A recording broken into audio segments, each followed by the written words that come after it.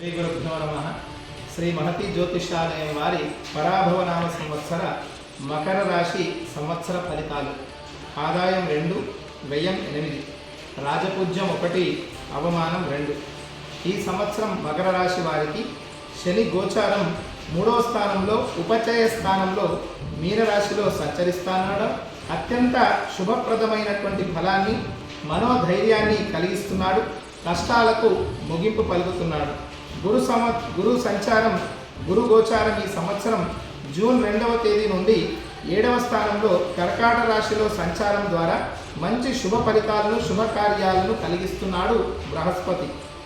అదేవిధంగా అక్టోబర్ 31 నుండి జనవరి 25 వరకు గురు వక్రి ద్వారా మకర రాశి వారికి 8వ స్థానంలో గురుస్థానం కొద్దిగా మారి ఇబ్బందులకు గురి చేసే అవకాశం ఉంటుంది.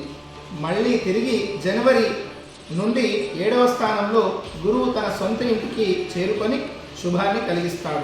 రాహు 2వ స్థానంలో ధనస్థానం, 8వ స్థానంలో కేతు సంచారం ద్వారా డిసెంబర్లో రాహుకేతుల సంచారం కొంత అప్రమత్తతను సూచిస్తున్నది. జాగ్రత్త వహించాల్సి ఉంటుంది. వృత్తిపరంగా ఈ సంవత్సరం మీకు ఒక వరం లాంటిది. 3వ స్థానం శని సంచారం వల్ల గతంలో మిమ్మల్ని ఇబ్బంది పెట్టిన వారు ఇప్పుడు నిశ్శబ్దంగా మీ పనితీరును మెచ్చుకొని మిమ్మల్ని గుర్తిస్తారు. వ్యాపార భాగస్వాములు కుదుర్చుకోవడానికి ఇదొక మంచి అవకాశం మకర రాశి వారికి. ఈ సంవత్సరం మకర రాశి వారు యథావిధిగా ఆదాయం కంటే ఖర్చు ఎక్కువగా ఉన్నందువల్ల ఆర్థిక విషయంలో తగు జాగ్రత్తలు పాటించవలసిన అవసరం ఉంటుంది.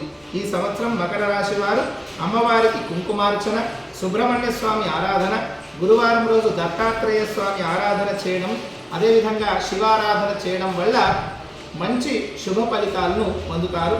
సర్వే జన సుఖినో భవంతు.